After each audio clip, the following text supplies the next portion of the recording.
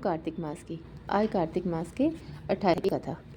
धर्मदत्त ने पूछा, हे देवगण, जय और विजय ने अपने पूर्व जन्म में ऐसा कौन सा पुण्य किया था जिससे भगवान विष्णु का रूप धारण करके उन्हें द्वारपाल हुए।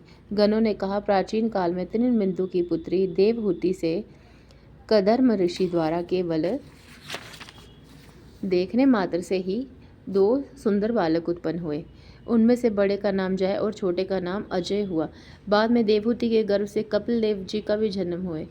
जय और अजय दोनों ही भगवान विष्णु के बड़े भक्त और धर्मात्मा थे।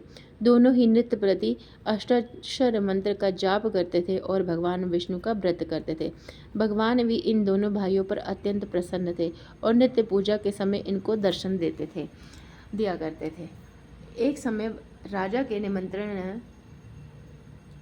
निमंत्रण से जय और अजय को पुरोहित बनाया तो राजा ने देवर्षि गणों सहित राजा के यज्ञ में पधारे। उस यज्ञ में जय एक समय राजा के निमंत्रण पर देवर्षि नारद गणों सहित राजा के यज्ञ में पधारे। उस समय जय ने ब्रह्मा और अजय ने पुरोहित बन करके यज्ञ को संपूर्ण करवाया। यज्ञ की विधि पूर्वक समाप्ति हुई। मरुत राजा ने जय और अजय को बहुत सा धन दिया। वह दक्षिणा लेकर दोनों भाई अपने आश्रम में वापस आए। धन का बंटवारा करते समय दोनों भाइयों का आपस में झगड़ा हो गया। जय ने अजय से कहा कि धन की 2 बराबर भाग होने चाहिए। अजय ने कहा, नहीं, जितना धन जिसको मिलता है उतना धन उसका ही है।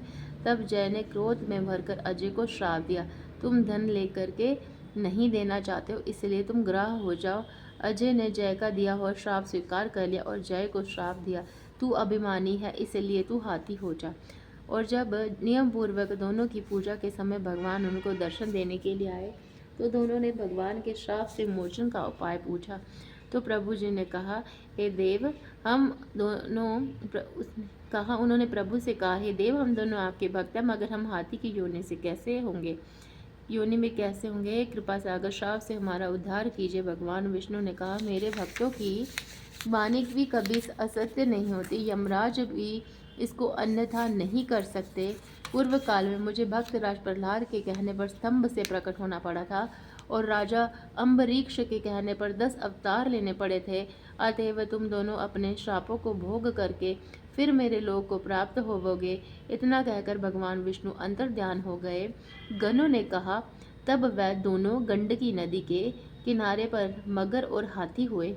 जाति स्मरण रहने के कारण इन योनि में भी भगवान विष्णु का व्रत नियम पूर्वक किया करते थे।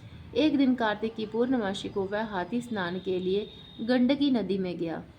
तब पिछले जन्म का श्राप स्मरण करके मगर ने हाथी पकड़ लिया। मगर के पकड़े हुए हाथी ने भी भगवान विष्णु का स्मरण किया। फिर क्या था, तुरंत ही शंख चक्र गदा पद्मधारी भगवान विष्णु अपने सुदर्शन चक्र के द्वारा उन दोनों मगर और हाथी का उद्धार कर दिया और उन दोनों को अपने जैसा रूप देख करके भगवान उन्हें बैकुंठ में ले गए। उसी दिन से उस स्थान का नाम हरि क्षेत्र में प्रसिद्ध हो गया। चक्र के आघात से वहां के पत्थरों में भी चिन्ह बने हुए हैं। वह दोनों भी जय और अजय के नाम से आज तक संसार में प्रसिद्ध हैं। हे विप्र, आपने भगवान विष्णु के द्वारपालों के संबंध में जो प्रश्न किया था उसका विस्तृत उत्तर मैंने दे दिया है। इसलिए हे द्विज, तुम भी ईर्ष्या और द्वेष को त्याग करके नित्य भगवान विष्णु का व्रत करो। जगत के प्रत्येक जीव को समदृष्टि से देखो। तुला, मकर और मेष की संक्रांति में नित्य प्रातः स्नान किया करो और एकादशी व्रत किया करो। तुलसी वन की रक्षा किया करो। गौ, ब्राह्मण, वैष्णव की सेवा के लिए हर समय दया रहा करो। व्रत करने वाले को मसूर, कांची, बैंगन के साग का कदापि प्रयोग नहीं करना चाहिए। और हे धर्मदत्त, ऐसा करने पर तुम शरीर त्याग के पश्चात हम लोगों के समान गति पाओगे। भगवान विष्णु को प्रसन्न करने वाले इस व्रत के समान फल देने वाला तीर्थ, दान और यज्ञ दूसरा और कोई नहीं है। हे विप्र, तुम धन्य हो, क्योंकि तुमने विष्णु भगवान को प्रसन्न करने वाला व्रत किया है, जिसका आधा फल तुमने इस कलह को दिया है। इसके फलस्वरूप हम कलह को बैकुंठ में लिए जा रहे हैं। नारद जी के राजा पृथु से कहा, राजन, इस प्रकार धर्मदत्त को विष्णु भक्ति का उपदेश दे करके कला को साथ लेकर विष्णु के पार्षद बैकुंठ को चले गए।